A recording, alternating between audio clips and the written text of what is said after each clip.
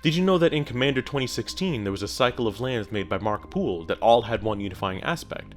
There's a single shooting star flying from right to left in the frame. It reminds you of the promotional set symbol for MTG cards, doesn't it? They later gave these exact basic lands in the Commander 2017 gift packs the shooting star set symbol to match its art. But we can take that shooting star imagery even further back, from here, to the foiling on old cards in their text box, to finally the Wizards of the Coast logo itself. Merch. Like. Comment. Subscribe. Hello. Welcome back to Basics, a show where I take EDH commanders and try to find the perfect basic lands to fit them. I love seeing someone sit down with some beautiful basic lands, but something I love even more is seeing how well those lands match their commanders. One quick note before we begin. I like to give the artists credit for their artworks, but I may not pronounce their names perfectly. I'll try my best, but please forgive me and correct me if that ever happens. First up, we've got Sasaya Orochi Ascendant. The thing I noticed about this commander is how little space there is for actual art on the design of the card. The two text boxes take up most of the card frame, and only half of the art is visible at any time, the other half being upside down.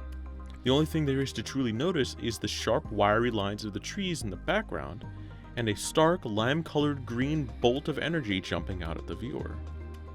So I chose this forest from Mirrodin, designed by Martina Pilcherova, to match that aesthetic as best as I could.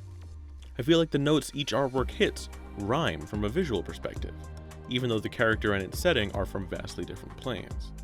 Next up, we've got Xenagos, God of Revels. Now for his non-alternate framing, I found myself drawn to the pyres of flame dotting the landscape, placed on a backdrop of blues, cyans, teals, and greens. The reds present in the artwork are there as accent points, designed to contrast themselves against the very muted and painterly background. So I started there, with this mountain from Dominaria, designed by Mark Poole.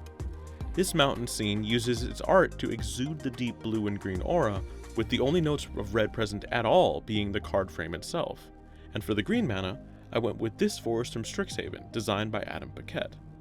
I think that the visual feeling of a lush green and blue landscape, contrasted against points of warm light, is exhibited quite nicely here and fits the vibe fairly well. For his alternate framing, however, this got a little bit simpler. Like in previous videos, the Nyx lands are a definite shoo-in for this type of visual aesthetic, so feel free to choose those lands to match up from a lore and visual perspective. However, I couldn't help but be drawn to this mountain designed by Noah Bradley from Battle for Zendikar, and this forest designed by Véronique Megnaud. The red notes coming from the forest and the bright red cracks in the mountain lend themselves well to such a high contrast character framing. Next up, we've got Yeva, Nature's Herald. This one was remarkably simple because of how the silvers, whites, and grays serve to mute the saturation of the entire image. In doing this, it helps to draw attention to the smooth tree roots in the background that serve to frame the image, almost looking etched in relief on the stones. So I went with this forest from Kaladesh designed by Chase Stone that I think fits the filigree aesthetic very well, or this forest from Kaladesh designed by Christine Choi if you wanted to focus more on the tree roots themselves. But honestly, both work perfectly in this scenario. Fourthly, we've got Magda Brazen Outlaw, who is just packed with potential from a flavor and functionality perspective. Her abilities focus primarily on summoning dragons, so when she hits the table, it's not a far-gone conclusion to think that a dragon is not far behind. So that's why I went with this land from Jumpstart designed by Jonas DeRoe that has the shadow of a dragon swooping overhead. However, from a color matching perspective, and matching another aspect of her gameplay, I went with this mountain from Invasion designed by Scott Bradley. The gold nuggets littering the ground represent the treasures that Magda and the creatures surrounding her create, and the red cliff tops almost look like dragon scales, which make it feel quite appropriate for specifically her. And finally, we've got Adriana, Captain of the Guard, who has some of the most strange color styling I've ever seen for a Boros commander. The thing that struck me was that there is almost no red in the image at all, being dominated by a powerful sky blue and silver from the buildings and from her armor. In fact, the reds themselves are more of a rust color coming from her skin tone and her tassels, so the challenge became in finding cards that didn't have any of those elements, namely, not having any green in it.